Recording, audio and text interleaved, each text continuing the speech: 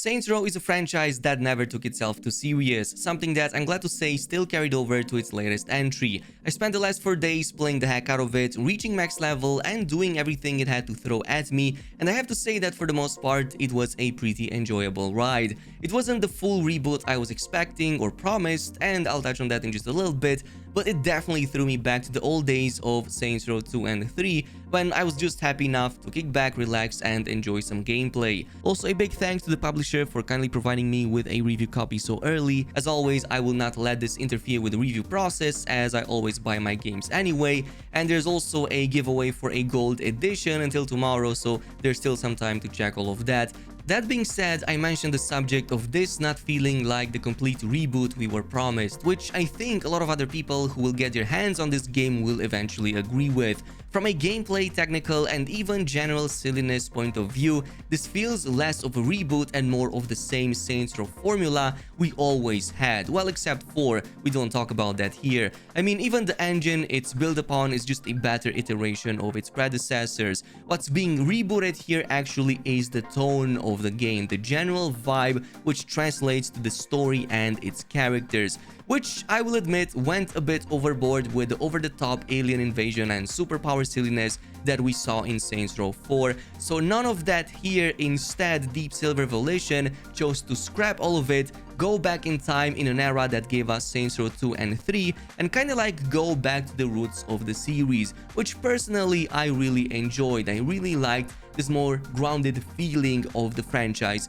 back again. And if that was the plan all along, to achieve this balance between satire, comedy, and occasional seriousness, I think that has been largely achieved in the reboot. That doesn't mean that the story you're getting here is anything groundbreaking. Even if you're looking for an Oscar-winning character development and a narrative that makes you question life itself, then I'm afraid this isn't it, which is fine because Saints Row was never about that.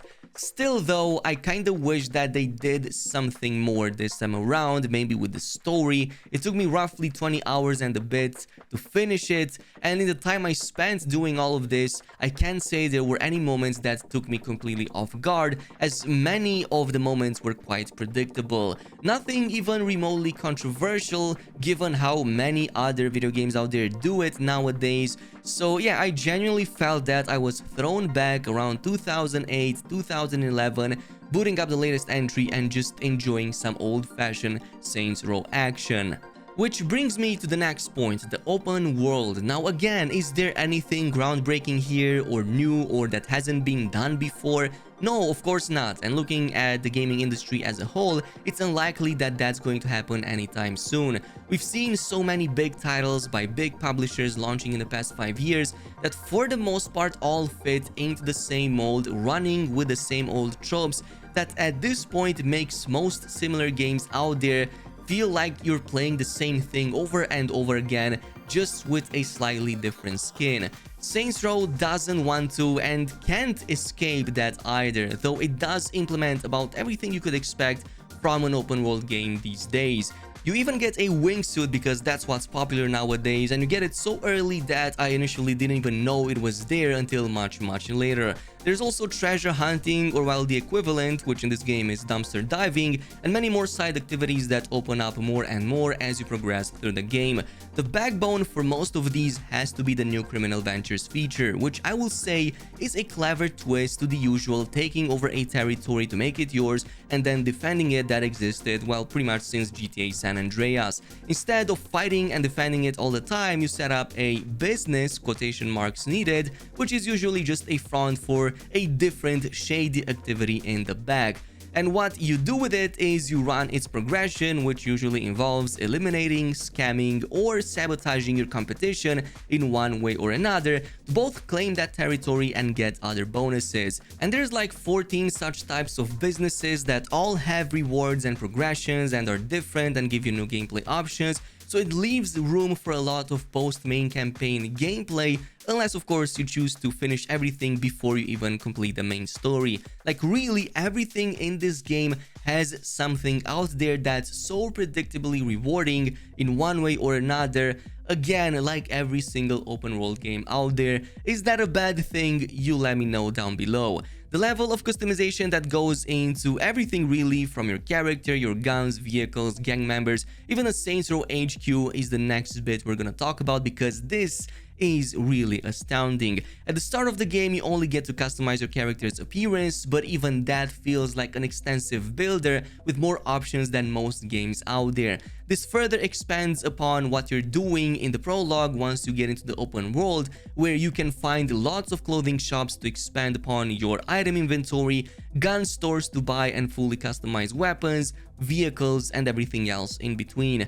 Many of these appear organically or part of the normal gameplay loop, like going out there, doing some exploration, and stumbling upon a really cool new car, for example, that you can just add to your collection.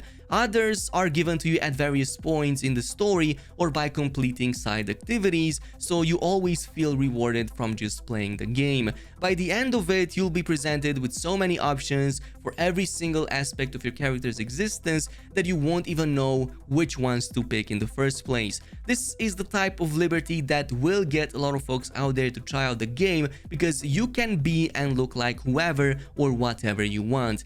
From building your dream sports car up only to abandon it a few moments later because you just found a cool hoverboard or a really awesome floating bike, all the way up to getting these really futuristic jets that can destroy pretty much everything on the ground level. Weaponry also benefits from some of this wackiness, but I felt it to a lesser extent than some of the old releases.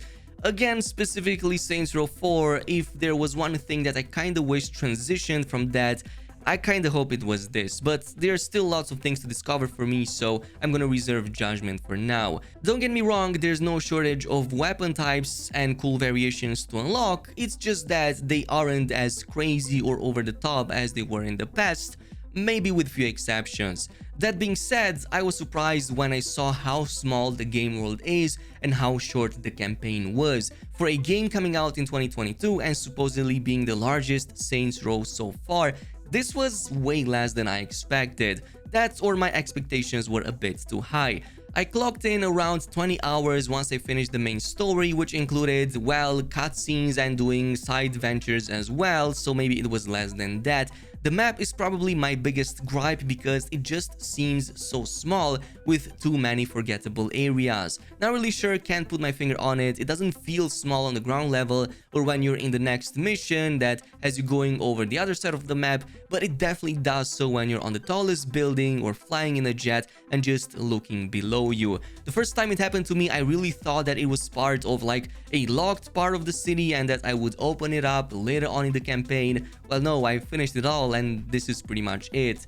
In it of itself, that wouldn't be a problem as large maps don't necessarily translate to good gameplay, but given how Saints Row 2022 is so centered around tuning up extremely fast vehicles, traversing large chunks of the maps with nitrous boost and whatnot, it kinda makes this feel like a kid's park.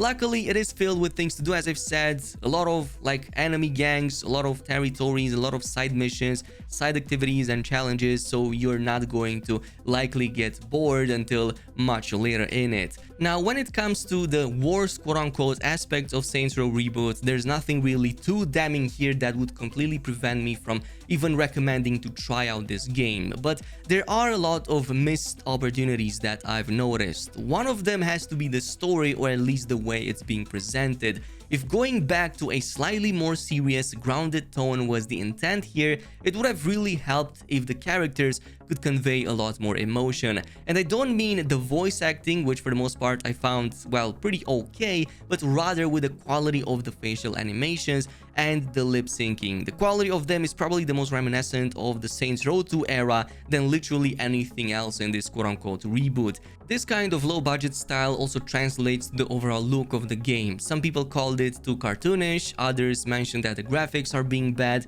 The graphics look fine, especially on a decent rig and on high settings, but there's something about the art style and the animations that make it feel a bit flat at times. The game is vibrant enough to be beautiful, but I never felt stricken with awe when looking at certain scenes or areas. Similarly, the performance for me wasn't the best either on the PC version, and mind you, I'm playing on some pretty decent hardware. My gameplay was plagued with constant frame drops, lots of animation bugs, especially takedowns, mismatching with the characters I'm using them on, which oftentimes forced me to completely restart the game because I was stuck not being able to perform certain animations or even pressing any buttons. This was before day 1 patch though, and there are continuous fixes, so I will also reserve judgment for later about this aspect, as I'm expecting most of these problems to be fleshed out by the time the game launches.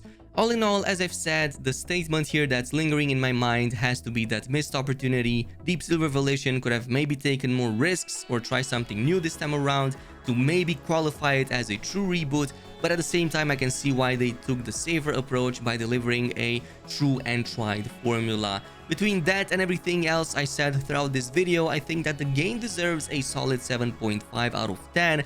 It maybe even gets a few extra points from me because there are a few genuine points in the main story that got a really good laugh out of me, especially one of the cosplay side missions that I heavily encourage you doing. So maybe closer to 8, an 8 minus, but at the end of the day the question is, do you care enough about the Saints Row franchise to buy this on day 1, or are you content enough to maybe wait for some kind of discount not longer after its release?